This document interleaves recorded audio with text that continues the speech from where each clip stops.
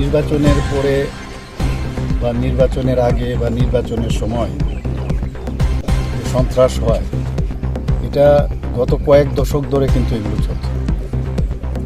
আমাদের যে ইচ্ছা ভারতীয় জনতা পার্টির সরকারের, আমরা বারবার চেষ্টা করছি, বারবার আমার যখন বিভিন্ন জায়গায় ভাষণ আমি দিয়েছি, আমি বারবার বলছি যে আমরা শান্তি চাই, শান্তিতে থাকতে চাই, ল অ্যান্ড অর্ডার আমরা এখানে ঠিকভাবে রাখবো।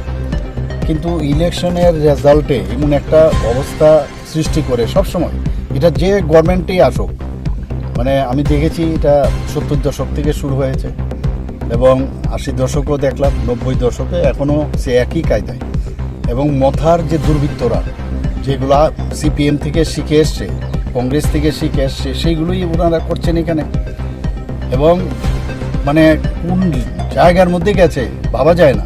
আর এমন দূরে দূরে জায়গা, এখান থেকে যদি পুলিশকে খবরও দিয়ে আসতে অনেক দেরি হবে, এখানে ফায়ার ব্রিগেড আসতে পারবে, চারিদিকে অগ্নিসংযোগ এবং মলেস্টিং থেকে শুরু করে বাদ নেই কিছু। আর মানে এখানে কি বলবো, মানে এই যে একটা কালচার এখন হয়েছে, এই কালচার থেকে আমাদের যেভাবেও, আমি বারবার বলছি, কোনো অবস্থায় এই কালচার আমরা চলতে দেব না।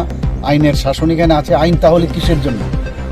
মানুষকে যদি প্রোটেকশনই না দিতে পারি আমরা, তাহলে কি করে হবে? এর জন্য আজকে আমি সব জায়গায় আমি যাচ্ছি। আমি ডিজিপি সাহেবকেও নিয়ে এসেছি, সিএস সাহেবকেও নিয়ে এসেছি, এখানে ডিএমও আছে।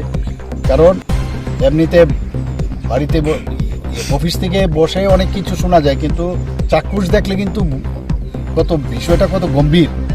এবং আজকেও মিটিং আছে সন্ধ্যা 6টার সময়, আমি দেখেছি সমস্ত মিনিস্টার এবং বিভিন্ন এজেন্সিস, ডিজিস, এবং কাউকে কিন্তু ছাড় দেওয়া হবে না, কাউকে ছাড় দেওয়া হবে না, এটা একদম আপনাকে বলছি।